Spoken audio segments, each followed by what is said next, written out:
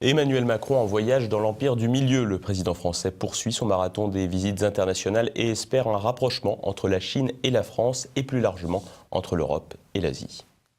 La Chine, première puissance mondiale en 2032, c'est la prévision qui peut tout changer dans le 21e siècle. Après un boom économique formidable depuis le début des années 2000, l'Empire du Milieu a su effectuer sa mue capitaliste alliant dirigisme économique et une certaine forme de libéralisme. Un changement de donne qui n'a pas échappé au président français en visite en Chine où il a déclaré vouloir réinventer le multilatéralisme. Après des rencontres avec Donald Trump et Vladimir Poutine, le locataire de l'Élysée rencontrait Xi Jinping ce lundi pour tenter de maintenir la France à une place honorable dans le grand concert des nations. Et pour faire bonne impression chez son hôte chinois, rien de tel que d'offrir un beau cadeau, tradition à laquelle s'est plié le président français avec comme présent à son homologue chinois un cheval de la garde républicaine, référence à la traduction du nom de Macron en chinois, Ma Queue Longue, soit le cheval qui dompte le dragon. Un geste diplomatique donc qui répond à la diplomatie du panda qui consiste pour les Chinois à offrir en présent un panda géant à un partenaire international. L'enjeu pour Emmanuel Macron est économique avec de nombreux contrats à la clé,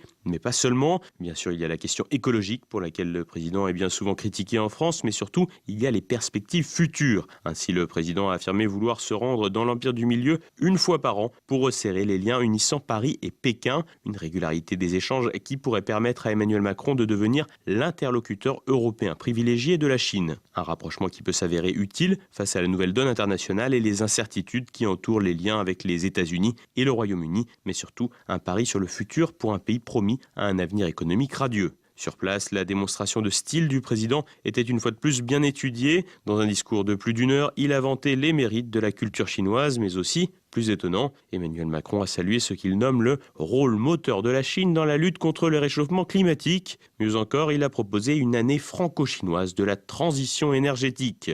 Voilà pour le volet flatterie. Autre volet, celui des doléances. Le président français a demandé à la Chine de respecter les principes fixés par le G20 sur les questions de l'accès au marché public et sur le respect de la propriété intellectuelle. Pas sûr que cette demande soit bien entendue par Pékin, mais peu importe. Quant aux traditionnelles remontrances sur la question des droits de l'homme, elles devraient être mises de côté ou adressées à demi-mot. Il est en effet désormais loin le temps des leçons. Le PIB français s'élevait en 2016 à 2,465 billions de dollars contre 11,2 pour la Chine. L'Empire du Milieu compte 1,4 milliard d'habitants contre moins de 70 millions pour la France. Autant dire que la France est à la Chine ce qu'un département est à Paris. Le résultat de ces 3 jours en Chine devra donc être jugé sur des critères très économiques, à savoir la valeur des contrats rapportés à la France, notamment pour des entreprises comme Airbus et Areva, mais aussi, à plus long terme, à la réussite ou non d'une politique transcontinentale.